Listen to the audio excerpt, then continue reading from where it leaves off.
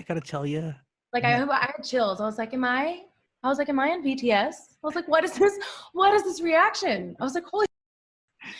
Anyway. People are looking for light. It's obviously been a really dark time. And as somebody who's been soaking in this album for the last few weeks, it has been the lightest time in my life over the last 8 months or so. 80s. Oh, that makes me so happy. Thank you for saying that. People are hungry for an escape from what we're going through. People want to soak in a story and live vicariously through music and just be removed from where they're at and close their eyes and just kind of go for a trip. Yeah. And at the end of the day, I do have to remember that this is still my job. And like, I've been so like consumed with fear for the state of the world for like a very long time that I'm like, oh yeah, I'm still supposed to put out the songs and make the fun videos and make people smile. So let's just do it, you know? How does that make you feel, knowing you have like the power and influence to make so many people in the entire world smile through everything we're going through?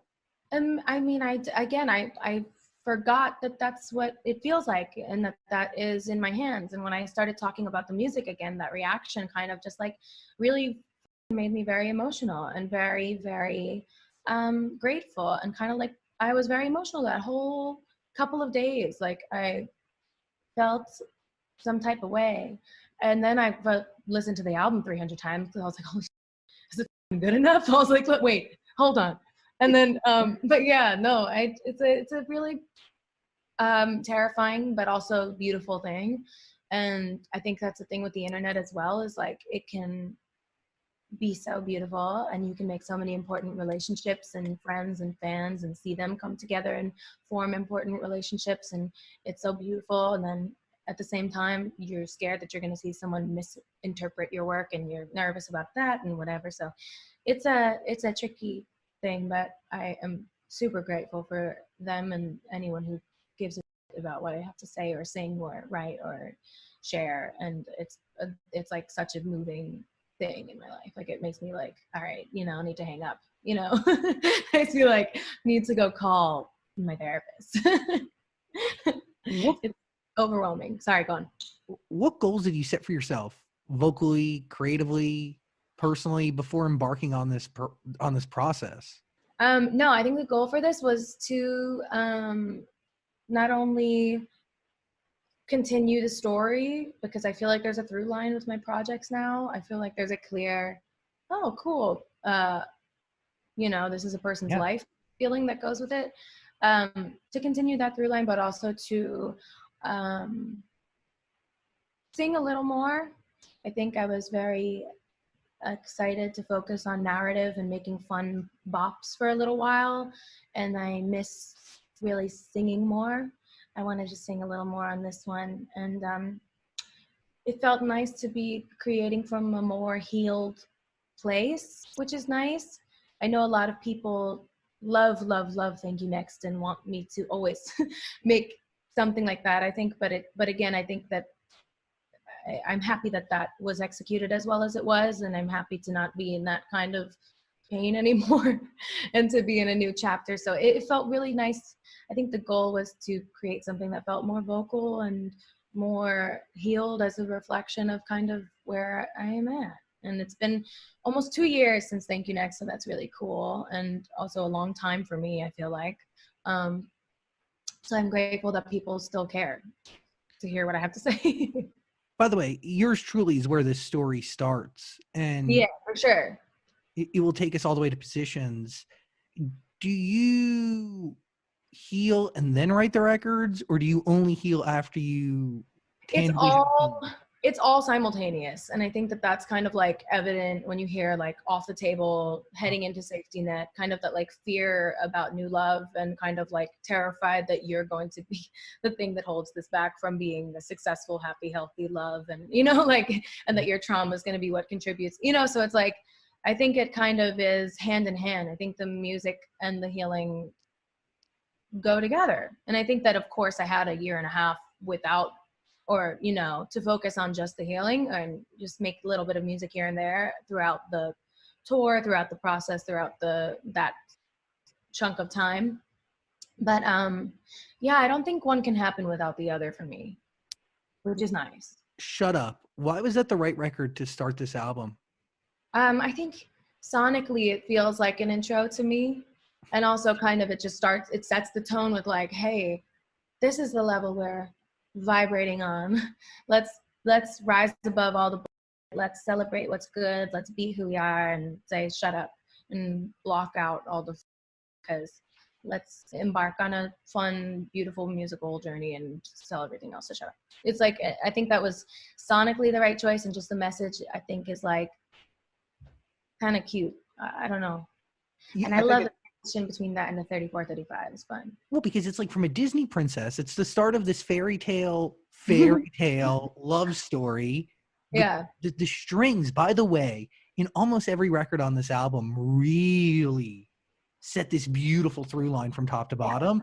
And it's like, it sounds so sonically connected. I am glad to hear you say that, because I wanted to start, I mean, this isn't actually what ended up happening, but with Shut Up, it was, and with 34-35, it was. I wanted to start each song with just strings. So Peter would send me ideas and tracks that were just strings.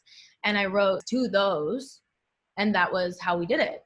Like, Peter would text me the strings, and like, we would start the song with just the strings, and then Tommy would go in, and Franks and Javi and everyone who worked on this project and would go in on the strings afterwards. So we would like get them and write to just the strings, which was a really fun part. But yeah, so me and Taylor and Mikey did Shut Up, and yeah, we just used all the notes on the scale, you know. Like, we were like, how can we make something that's fun lyrically and then also like so musical at the same time, so that it feels like orchestral and sophisticated, but lyrically it's kind of just like fun and chill and like, yeah. So good. I mean, when you're crafting the record, who are you thinking about? Who are you talking to? Because clearly you're saying one thing to someone or a group of people. You're telling them to shut up. Is there someone you're thinking about when you're writing it? Yeah, I think Shut Up, because we want it to not be too like aggressive or preachy. It's just kind of like an invite to, you know, act different and not spend so much time being negative and trying to not waste your energy talking about people you hate, or, you know, so it's kind of about, I think, like haters in a way, but not really, because that sounds so corny, because it's not. It's about people who you feel badly for because they just live in the negative world, and you want them to just come hang with, you know, me and Taylor and Mikey, and we, you know, vibe, whatever, like whatever, or whoever fits in that circle, our circle. It's kind of just, yeah, leaving space for them to be better. I just think it's the perfect way to start the album. You're basically saying like, here's me, here's my album, these are my stories. If you don't like what I have to say, like, worry about something else. Stop focusing on hating on me and everything else. Oh, sure. Yes. I love that that's what Dan says it means. They said yes. Well, it's true because before no, it totally is, but you just said it in a way that was so much more direct than me being like, oh, the spiritual realm in which we survive is you know, like, shut up, Ariana. Well, yeah, because, you know, the album gets like much more mature lyrically wise than your other albums. So to me, it's like, if anybody has hate on it or hating on what you're saying, you're like, go back to Shut Up and listen to what I'm saying. Like, sure, exactly. So it's basically like, if you can't get past track one, start over. Exactly. But it is truly the perfect start to this. You know, the lyric that stands out to me, all them demons help me see differently, so don't be sad for me. Thanks. You're essentially saying you've made... I wrote that part. It is true, right? Like, you do have a different perspective. We all do. Our perspective is built off of what we experience. Yeah. And there are some demons in the path behind you. Oh yeah. Wouldn't stand in that wake. Yeah. but it... Steer clear. All. By all means. Buckle up. But it does affect how you step forward and how you navigate. Oh yeah, for sure. Yeah. And you're grateful for it. I am grateful. I'm grateful. I wish, you know, some of it had not happened, of course.